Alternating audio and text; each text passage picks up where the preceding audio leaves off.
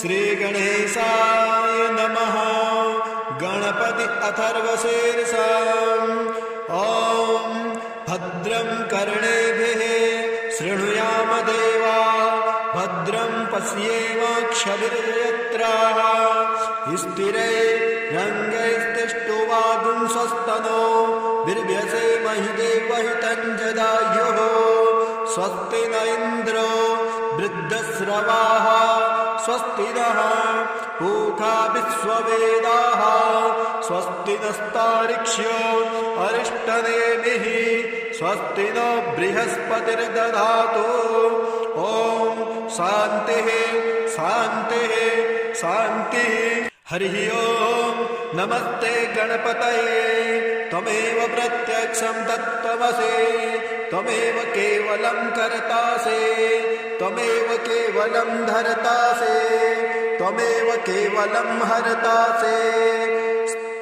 त्वमेव सर्वं खलमिदं ब्रह्मासि, त्वं साक्षादात्मासि नित्यं। ऋतं वच्मि सत्यं वच्मि, अवत्वं माम् अववक्तारम् अवश्रोतारम् अवदातारम् अवधातारम् अवानुच्चानमवशिष्याम् अवपश्चातात्त अवपुरस्तात्त अवोत्तरातात्त अवदक्षिणातात्त अवचोर्ध्वातात्त अवाधरातात्त। सर्वतो मां पाहि पाहि समन्तात्। त्वमवाङ्मयस्त्वमचिन्मयः, त्वमानन्दमयस्त्वं ब्रह्ममयः, त्वं सच्चिदानन्दाद्वितीयोऽसि, त्वं प्रत्यक्षं ब्रह्मासि, त्वं ज्ञानमयो विज्ञानमयोऽसि। सर्वं जगदिदं तत्त्वो जायते, सर्वं जगदिदं त्वयि तिष्ठन्ते, सर्वं जगदिदं त्वयि लयमेष्यते, सर्वं जगदिदं त्वयि प्रत्येति। त्वं भूमिरापो नलो निलो नभः, त्वं चत्वारि वाक्पदानि, त्वं गुणत्रयातीतः, त्वम् अवस्थात्रयातीतः, त्वं देहत्रयातीतः, त्वं कालत्रयातीतः, त्वं मूलाधारास्थितोऽसि नित्यं, त्वं शक्तित्रयात्मकः, त्वां योगिनो ध्यायन्ति नित्यं। त्वं ब्रह्मा त्वं विष्णु त्वं रुद्रस्त्वम् अग्निस्त्वं वायुस्त्वं सूर्यस्त्वं चन्द्रमास्त्वं ब्रह्मभूर्भुवः स्वरो। गणादिं पूर्वमुच्चार्य वर्णादि तदनन्तरम् अनुस्वारः परतरः अरधेन्दुलसितं तारेण रुद्धम् एतत्तव मनुस्वरूपम्। गकारः पूर्वरूपम्, अकारो मध्यमरूपम्, अनुस्वारश्चान्त्यरूपम्, बिन्दुरुत्तररूपम्, नादः सन्धानं सहिता सन्धेः। सैषा गणेशविद्या गणकर्षेः निश्चित्रगायत्री छन्दः। श्री महागणपतिर्देवता। ॐ गं गणपतये नमः। एकदन्ताय विद्महे वक्रतुण्डाय च धीमहि तन्नो दन्ति प्रचोदयात्। एकदन्तं चतुर्हस्तं पाशमाङ्कुशधारिणम् रदं च वरदं हस्ते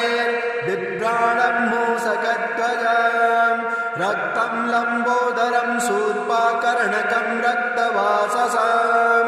रक्तगन्धानुलिप्ताङ्गं रक्तपुष्पैः सुपूजितम्। भक्तानुकम्पिनं देवं जगत्कारणमच्युतम्। आविर्भूतं च सृष्ट्यादौ प्रकृतेः पुरुषात् परम्। एवं ध्यायन्ति यो नित्यं स योगी योगिनां वरः। ॐ नमो प्रातपतये नमो गणपतये नमः प्रमथपतये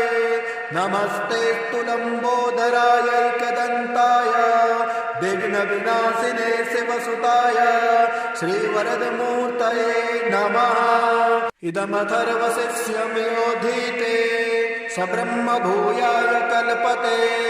स सर्वविघ्नैर्बाधते स सर्वदा सुखमेधते स पञ्चमहापातकोपातप्रमुच्यते सायमधीयानो दिवस्कृतं पापमनाशयते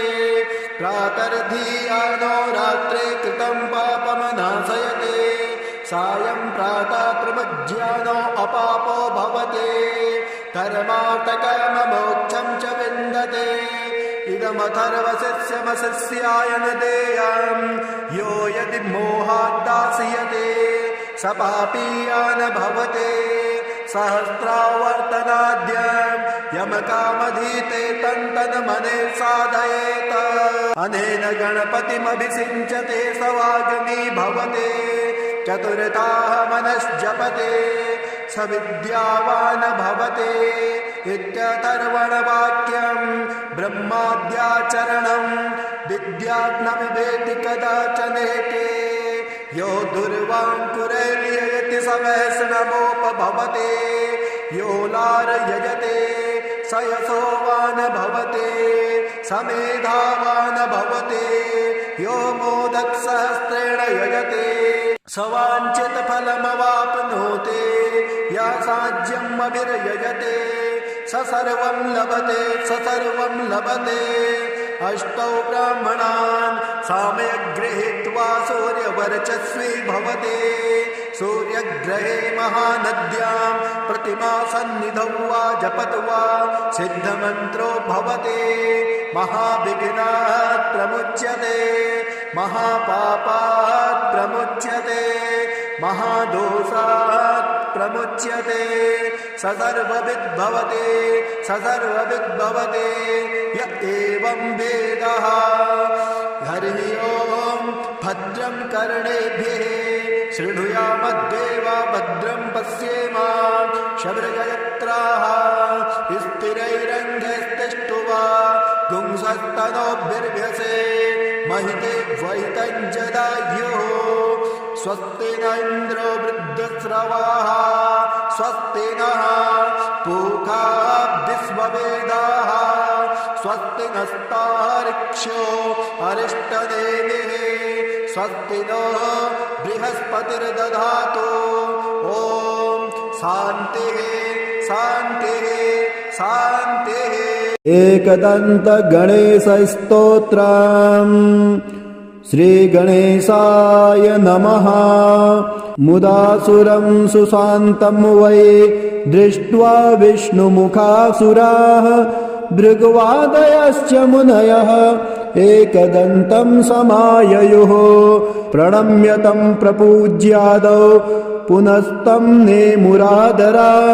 तुष्टुरहर्षसंयुक्ता एकदन्तं गणेश्वरं देवर्षि ऊचुः सदात्मरूपं सकलाधिभूत मयायिनं सोऽहमचिन्त्य बोधम् अनादिमध्यान्तविहीनमेकं तमेकदन्तं शरणं व्रजामः अनन्तचिद्रूपमयं गणेशं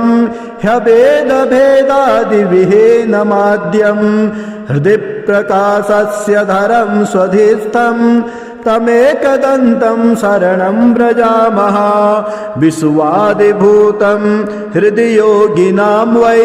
प्रत्यक्षरूपेण बिभान्तमेकं सदा निरालम्बसमाधिगम्यं तमेकदन्तं शरणं व्रजामः स्वबिम्बभावेन विलासयुक्तं बिन्दुस्वरूपं रचिता स्वमाया तस्यां स्ववीर्यं प्रददाति यो वै तमेकदन्तं शरणं व्रजामः त्वदीयवीर्येण समर्थभूता मया तया संरचितं च विश्वं नादात्मकं ह्यात्मतया प्रतीतं तमेकदन्तं शरणं व्रजामः त्वदीयसत्ताधरमेकदन्तं गणेशमेकं त्रयबोधितारं सेवन्त आपुस्तमजं त्रिसंस्थास्तमेकदन्तं शरणं व्रजामः ततस्त्वया प्रेरित एव नादस्तेनेदमेकं रचितं जगद्वये आनन्दरूपं समभावसंस्थं तमेकदन्तं शरणं व्रजामः तदेव विश्वं कृपया तवैव सम्भूतमाद्यं तपसा विभातम् अनेकरूपं ह्यजमेकभूतं तमेकदन्तं शरणं व्रजामः ततस्त्वया प्रेरितमेव तेन श्रेष्ठं सुसूक्ष्मं जगदेकसंस्थं सत्त्वात्मकं श्वेतमनन्तमाद्यं तमेकदन्तं शरणं व्रजामः तदेव स्वप्नं तपसा गणेशं संसिद्धिरूपं विविधं बभूव सदेकरूपं कृपया त्वयापि तमेकदन्तं शरणं व्रजामः सम्प्रेरितं तच्च त्वया हृदिस्थं तथा सुश्रेष्ठं जगदंसरूपं तेनैव जाग्रन्मयमप्रमेयं तमेकदन्तं शरणं व्रजामः जाग्रत्स्वरूपं रजसा विभान्तं विलोकितं तत्कृपया यदैव तदा विभिन्नं भवदेकरूपं तमेकदन्तं शरणं व्रजामः एवं च सृष्ट्वा प्रकृतिस्वभावात् तदन्तरे त्वं च विभासि नित्यं बुद्धिप्रदाता गणनाथ एकस्तमेकदन्तं शरणं व्रजामः त्वदाज्ञया भान्ति ग्रहाश्च सर्वे नक्षत्ररूपाणि विभान्ति वै आधारहीनानि त्वया धृतानि तमेकदन्तं शरणं व्रजामः त्वदाज्ञया सृष्टिकरो विधाता त्वदाज्ञया पालक एव विष्णुः त्वदाज्ञया संहरको हरोऽपि तमेकदन्तं शरणं व्रजामः यदाज्ञया भूर्जलमद्य संस्था यदाज्ञया प्रवहन्ति नद्यः सीमां सदा रक्षति वै समुद्रस्तमेकदन्तं शरणं व्रजामः यदाज्ञया देवगणो विदिस्तो ददाति वै कर्मफलानि नित्यं यदाज्ञया शैलगणो चलो वै तमेकदन्तं शरणं व्रजामः यदाज्ञया शेष इलाधरो वै यदाज्ञया मोहप्रदश्च कामः यदाज्ञया कालधरोर्यमा च तमेकदन्तं शरणं व्रजामः यदाज्ञया वाति विभाति वायुर्यदाज्ञयाग्निर्जठरादिसंस्थः यदाज्ञया वै सचराचरं च तमेकदन्तं शरणं व्रजामः सर्वान्तरे संस्थितमेकगूढं यदाज्ञया सर्वमिदं विभाति अनन्तरूपं हृदि बोधकं वै तमेकदन्तं शरणं व्रजामः यं योगिनो योगबलेन साध्यं कुर्वन्ति तं कः स्तुवनेन स्तौति अतः प्रणामेन सुसिद्धिदोस्तु तमेकदन्तं शरणं व्रजामः एवं स्त्वां च प्रह्लादा देवा समनुयश्च वै तूष्णीं भावं प्रपद्यैव न नृतुर्हर्षसंयुताः शतानुवाच प्रीतात्मा एकदन्तं स्तवेन वै जगादतान् महाभागान् देवर्षीन् भक्तवत्सलः एकदन्त उवाच प्रसन्नोऽस्मि च स्तोत्रेण सुरासर्षिगणा किल वृणध्वं वरदोऽहं वो दास्यामि मनसेप्सिताम् भवत्कृतं मदीयं वै स्तोत्रं प्रीतिप्रदं मम भविष्यन्ति न सन्देहा सर्वसिद्धिप्रदायकं यं यमिच्छन्ति तं तं वै दास्यामि स्तोत्रपाठतः पुत्रपौत्रादिकं सर्वं लभते धनधान्यकम् गजस्वादिकमत्यन्तं राजभोगं लभे ध्रुवं भुक्तिं मुक्तिं च योगं वै लभते शान्तिदायकं मारणोच्चाटनादीनि राज्यबन्धादिकं च यत् पठतां शृण्वतां नृणां भवेच्च बन्धहीनता 21वारं च श्लोकाश्चैवैकविंशते पठते नित्यमेवं च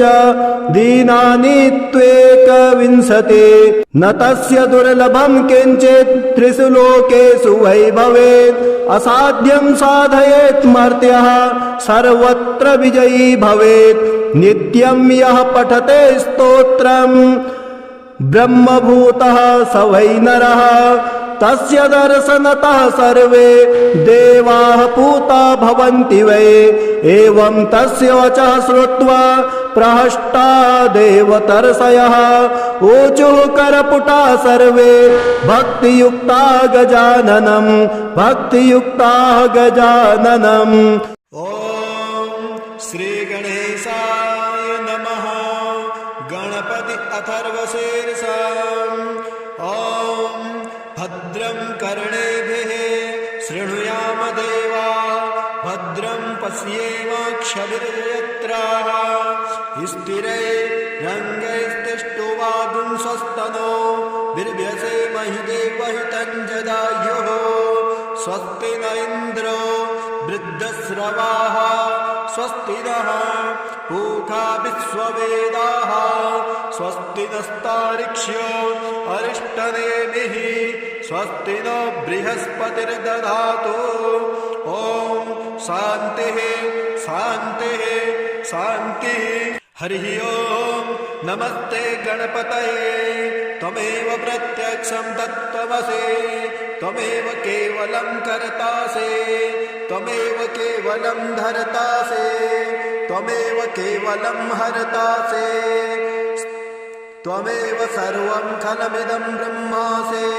त्वं साक्षादात्मासि नित्यं ऋतं वच्मि सत्यं वच्मि अवत्वं माम् अववक्तारम् अवश्रोतारम् अवदातारम् अवधातारम् अवानुच्चानमवशिष्याम् अवपश्चातात्त अवपुरस्तात्त अवोत्तरातात्त अवदक्षिणातात्त अवचोर्ध्वातात्त अवाधरातात्त सर्वतो मां पाहि पाहि समन्तात् त्वमवाङ्मयस्त्वमचिन्मयः त्वमानन्दमयस्त्वं ब्रह्ममयः त्वं सच्चिदानन्दा द्वितीयोऽसि त्वं प्रत्यक्षं ब्रह्मासि त्वं ज्ञानमयो विज्ञानमयोऽसि सर्वं जगदिदं तत्त्वो जायते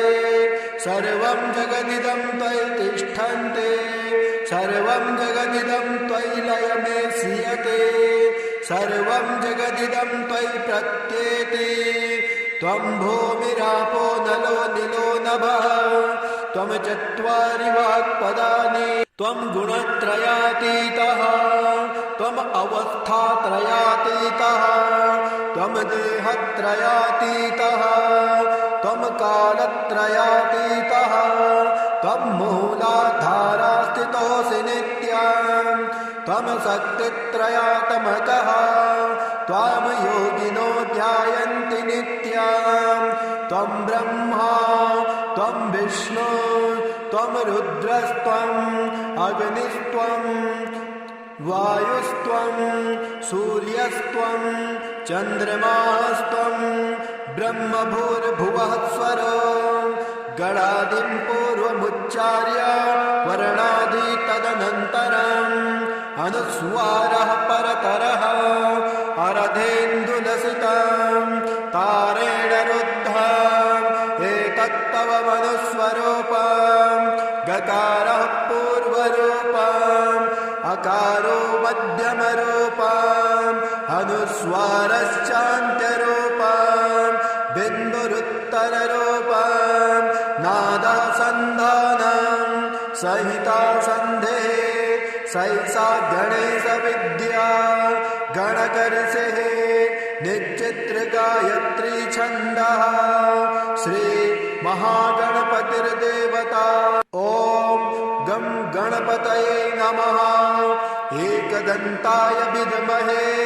वक्रतुण्डाय च धीमहि तन्नो दन्ति प्रचोदयात् एकदन्तं चतुर्हस्तं पाशमाङ्कुशधारिणम् रदं च वरदं हस्ते बिभ्राणं मूषकध्वजम् रक्तं लम्बोदरं शूर्पाकर्णकं रक्तवाससं रक्तगन्धानुलिप्ताङ्गं रक्तपुष्पैः सुपूजितम् भक्तानुकम्पिनं देवं जगत्कारणमच्युतम् आविर्भूतं च सृष्ट्यादौ प्रकृतेः पुरुषात् परम् एवं ध्यायन्ति यो नित्यं स योगी योगिनां वरः ॐ नमो प्रातपतये नमो गणपतये नमः प्रमदपतये नमस्तेऽस्तु लम्बोदराय एकदन्ताय विघ्नविनाशिने शिवसुताय श्रीवरदमूर्तये नमः इदमथर्वशिष्यं योधीते स ब्रह्मभूयाय कल्पते स सर्वविघ्नैर्बाधते स सर्वदा सुखमेधते स पञ्चमहापातकोपातप्रमुच्यते सायमधीयानो दिवस्कृतं पापमनाशयते प्रातर्धीयानो रात्रे कृतं पापमनाशयते सायं प्रातः प्रमुज्यानो अपापो भवते धर्मार्थकाममोक्षं च विन्दते इदमथर्वशिष्यमशिष्याय न देयं यो यदि मोहाद्दास्यते स पापीया न भवते सहस्रावर्तनाद्यं यमकामधीते तन्तन्मने साधयेत अनेन गणपतिमभिषिञ्चते स वाग्मी भवते चतुर्ताः मनश्जपते स विद्यावान् भवते इत्यथर्वणवाक्यं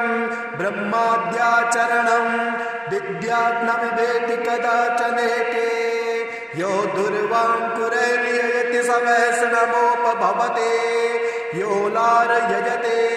स यशोवान् भवते स मेधावान् भवते यो मोदकसहस्रेण यजते स वाञ्छितफलमवाप्नोति यासाज्यम् अभिर्यजते स सर्वं लभते स सर्वं लभते अष्टौ ब्राह्मणान् साम्यक् गृहीत्वा सूर्यवर्चस्वी भवते सूर्यग्रहे महानद्यां प्रतिमासन्निधौ वा जपत् वा सिद्धमन्त्रो भवते महाविघ्नात् प्रमुच्यते महापापात् प्रमुच्यते महादोषात् प्रमुच्यते स सर्वविद् भवते स सर्वविद् भवते य एवं वेदः हरिः ओं भद्रं कर्णेभिः शृणुयामद्देवा भद्रं पश्येम शबरजयत्राः स्थिरैरङ्गैस्तिष्ठुवा पुंसस्तनोभिर्भ्यसे महिते वैतं जदायुः स्वस्ति न इन्द्रो वृद्धश्रवाः स्वस्ति नः पूषा विश्ववेदाः स्वस्ति नस्तार्क्ष्यो अरिष्टनेमिः स्वस्ति नो बृहस्पतिर्दधातु ॐ शान्तिः शान्तिः शान्तिः। एकदन्त गणेशस्तोत्रम्। श्रीगणेशाय नमः। मुदासुरं सुशान्तं वै दृष्ट्वा विष्णुमुखासुराः भृग्वादयश्च मुनयः एकदन्तं समाययुः प्रणम्य तं प्रपूज्यादौ पुनस्तं नेमुरादरा तुष्टुरहर्षसंयुक्ता एकदन्तं गणेश्वरं देवर्ष ऊचुः सदात्मरूपं सकलाधिभूत मयायिनं सोऽहमचिन्त्य बोधम् अनादिमध्यान्तविहीनमेकं तमेकदन्तं शरणं व्रजामः अनन्तचिद्रूपमयं गणेशं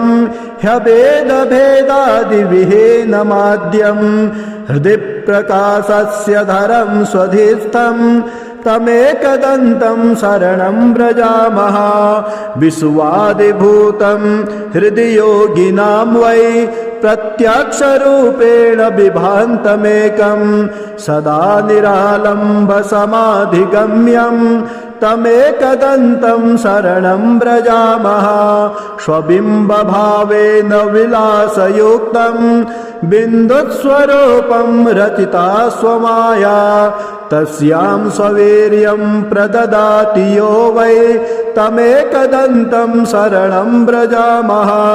त्वदीयवीर्येण समर्थभूता मया तया संरचितं च विश्वं नादात्मकं ह्यात्मतया प्रतीतं तमेकदन्तं शरणं व्रजामः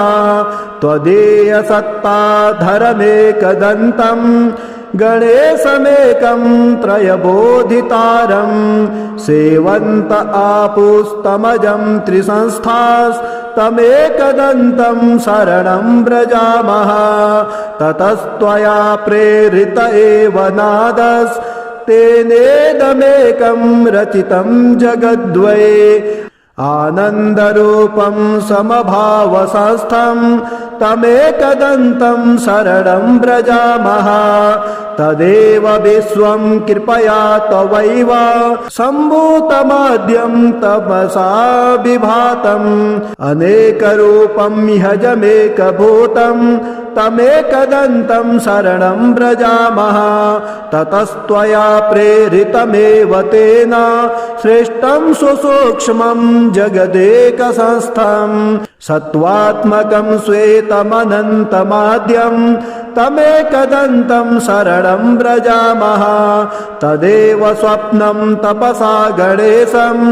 संसिद्धिरूपं विविधं बभूव सदेकरूपं कृपया त्वयापि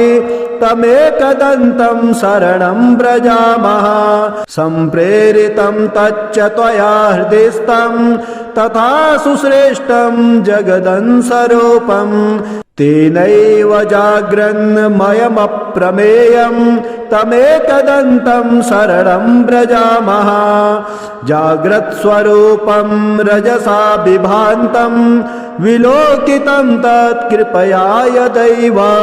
तदा विभिन्नं भवदेकरूपं तमेकदन्तं शरणं व्रजामः एवं च सृष्ट्वा प्रकृति स्वभावात् तदन्तरे त्वं च विभासि नित्यं बुद्धिप्रदाता गणनाथ एकस्तमेकदन्तं शरणं व्रजामः त्वदाज्ञया भान्ति ग्रहाश्च सर्वे नक्षत्ररूपाणि विभान्ति केवै आधारहीनानि त्वया धृतानि तमेकदन्तं शरणं व्रजामः त्वदाज्ञया सृष्टिकरो विधाता त्वदाज्ञया पालक एव विष्णुः त्वदाज्ञया संहरको हरोऽपि त्वमेकदन्तं शरणं व्रजामः यदाज्ञया भूर्जलमद्य संस्था यदाज्ञया प्रवहन्ति नद्यः सीमां सदा रक्षति वै समुद्रस्तमेकदन्तं शरणं व्रजामः यदाज्ञया देवगणो विदिस्तो ददाति वै कर्मफलानि नित्यं यदाज्ञया शैलगणो चलो वै तमेकदन्तं शरणं व्रजामः यदाज्ञया शेष इलाधरो वै यदाज्ञया मोहप्रदश्च कामः यदाज्ञया कालधरोर्यमा च तमेकदन्तं शरणं व्रजामः यदाज्ञया वाति बिभाति वायुर्यदाज्ञयाग्निर्जठरादिसंस्थः यदाज्ञया वै सचराचरं च तमेकदन्तं शरणं व्रजामः सर्वान्तरे संस्थितमेकगूढं यदाज्ञया सर्वमिदं विभाति अनन्तरूपं हृदि बोधकं वै तमेकदन्तं शरणं व्रजामः यं योगिनो योगबलेन साध्यं कुर्वन्ति तं कः स्तुवनेन स्तौति अतः प्रणामेन सुसिद्धिदोस्तु तमेकदन्तं शरणं व्रजामः एवं स्त्वां च प्रह्लाद देवाः समनुयश्च वै तूष्णीं भावं प्रपद्यैव ननृतुर्हर्षसंयुताः शतानुवाच प्रीतात्मा एकदन्तं स्तवेन वै जगादतान् महाभागान् देवर्षिन् भक्तवत्सलः एकदन्त उवाच प्रसन्नोऽस्मि च स्तोत्रेण सुरासर्षिगणा किल वृणध्वं वरदोऽहं वो दास्यामि मनसेप्सिताम् भवत्कृतं मदीयं वै स्तोत्रं प्रीतिप्रदं मम भविष्यन्ति न सन्देहा सर्वसिद्धिप्रदायकं यं यमिच्छन्ति तं तं वै दास्यामि स्तोत्रपाठतः पुत्रपौत्रादिकं सर्वं लभते धनधान्यकम् गजस्वादिकमत्यन्तं राजभोगं लभे ध्रुवं भुक्तिं मुक्तिं च योगं वै लभते शान्तिदायकं मारणोच्चाटनादीनि राज्यबन्धादिकं च यत् पठतां शृण्वतां नृणां भवेच्च बन्धहीनता एकविंशतिवारं च श्लोकाश्चैवैकविंशते पठते नित्यमेवं च दीनानि त्वेकविंशते न तस्य दुर्लभं किञ्चित् त्रिषु लोकेषु वै भवेत् असाध्यं साधयेत् मर्त्यः सर्वत्र विजयी भवेत् नित्यं यः पठते स्तोत्रं ब्रह्मभूतः स वै नरः तस्य दर्शनतः सर्वे देवाः पूता भवन्ति वै एवं तस्य वचः श्रुत्वा प्रहष्टा देवतर्षयः ऊचुः करपुटा सर्वे भक्तियुक्ता गजाननं